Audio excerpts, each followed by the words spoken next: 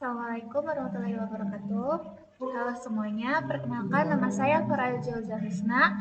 Saya dari Fakultas Ilmu Sosial dan Ilmu Politik, jurusan Administrasi Publik di Universitas Sultan Tirtayasa. Di sini saya akan menjelaskan mengenai cloud computing dalam transformasi digital.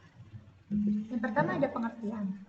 Cloud computing adalah sebuah model layanan teknologi informasi yang memungkinkan pengguna untuk mengakses dan menggunakan berbagai sumber daya komputasi melalui jaringan internet tanpa harus memiliki atau mengelola infrastruktur fisik secara langsung.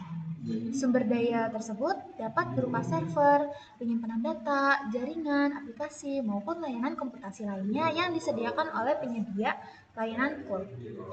Karakteristik utamanya diantaranya ada menggunakan teknologi virtualisasi, terus berbasis layanan internet, terus sistem pembayaran sesuai penggunaan, dan mendukung kebutuhan komputasi modern. Nah, teknologi ini memungkinkan organisasi menjalankan sistem informasi dengan lebih fleksibel dan efisien. Lalu ada sejarah perkembangan cloud computing.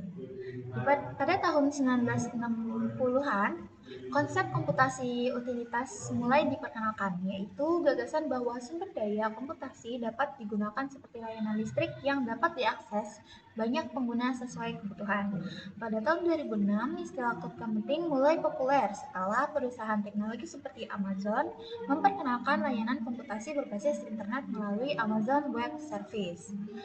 Di tahun 2008 sampai 2010, perusahaan besar seperti Google, Amazon, Microsoft mulai mengembangkan berbagai platform cloud yang mendukung penyimpanan data, aplikasi, dan infrastruktur komputasi secara online. Nah, saat ini cloud computing telah digunakan secara luas di berbagai sektor seperti bisnis, pendidikan, pemerintahan, dan industri yang mendukung layanan digital dan pengelolaan data yang lebih efisien. Lalu ada karakteristik cloud computing. Menurut NIST atau National Institute of Standard and Technology, cloud computing itu memiliki 5 karakter utama yang membedakannya dari sistem komputasi tradisional. Yang pertama ada on-demand self-service. Pengguna dapat mengakses dan mengelola layanan komputasi seperti penyimpanan data atau server secara mandiri tanpa perlu berinteraksi langsung dengan penyedia layanan. Yang kedua ada broad network access. Nah, layanan cloud itu dapat diakses melalui jaringan internet menggunakan berbagai perangkat seperti komputer, laptop, tablet, maupun smartphone. Lalu ada resource pooling. Penyedia layanan cloud menggabungkan berbagai sumber daya komputasi untuk melayani banyak pengguna secara bersamaan melalui sistem multi-tenant. Lalu yang keempat ada rapid elasticity. Sumber daya komputasi dapat ditambah atau dikurangi dengan cepat sesuai dengan kebutuhan pengguna sehingga sistem menjadi lebih fleksibel.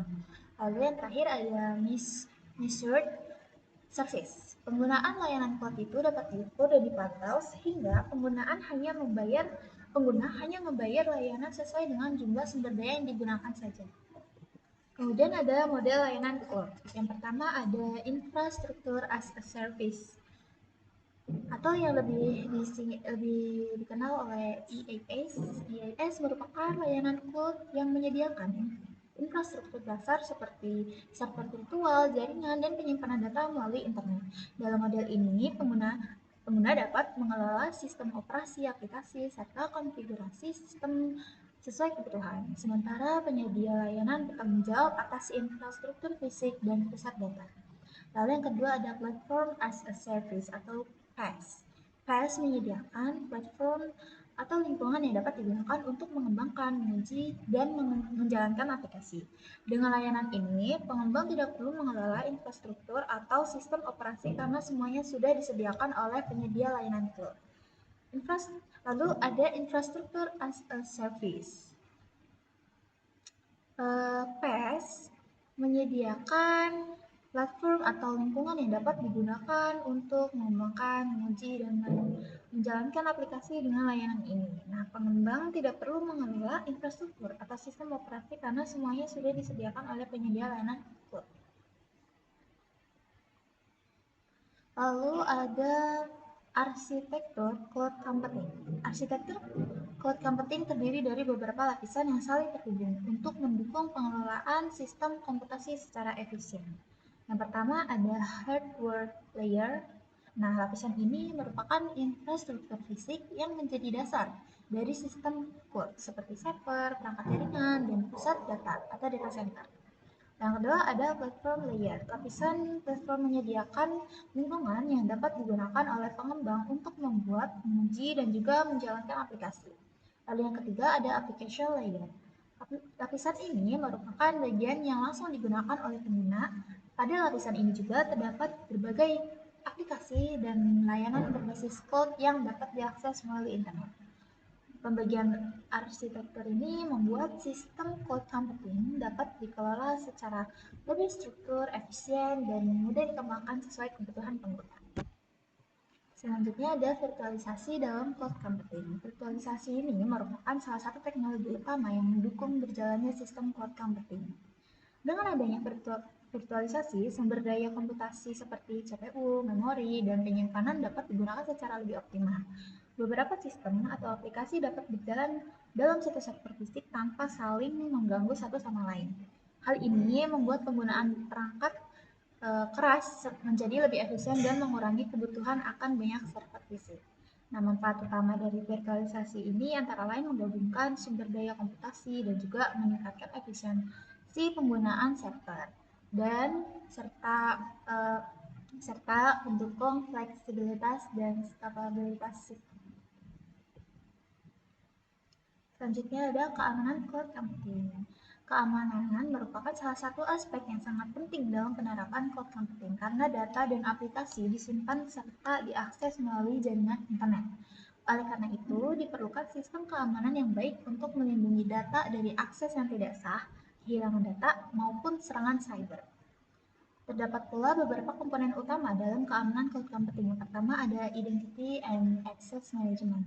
Digunakan untuk mengatur identitas pengguna serta menentukan hak akses terhadap sistem atau data tertentu.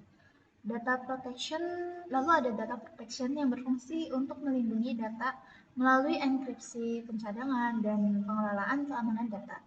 Lalu ada juga visibility and monitoring, digunakan untuk memantau aktivitas sistem sehingga potensi ancaman keamanan dapat dideteksi lebih cepat. Dan terakhir ada compliance and governance, memastikan bahwa sistem cloud mematuhi standar keamanan, kebijakan organisasi, serta regulasi yang berlaku. Dalam cloud computing juga dikenal konsep shared responsibility model atau tanggung jawab keamanan dibagi antara penyedia layanan cloud dan penggunanya. Lalu ada platform cloud yang populer. Nah, saat ini terdapat berbagai penyedia layanan cloud computing yang digunakan oleh organisasi, perusahaan, maupun individu di seluruh dunia.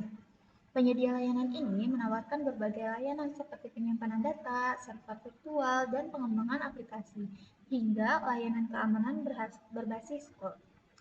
Nah, di antaranya ada beberapa platform cloud yang paling populer, yaitu Amazon Web Service atau AWS, terus Microsoft Azure, dan Google Cloud Platform atau GCP. Ketiga platform ini menjadi pemimpin pasar karena menyediakan layanan cloud yang lengkap serta memiliki infrastruktur pusat data yang tersebar di berbagai wilayah dunia. Selain itu, terdapat juga penyedia layanan lain seperti IBM Cloud, Oracle Cloud, dan Tencent Cloud yang menawarkan berbagai solusi cloud untuk kebutuhan bisnis dan teknologi.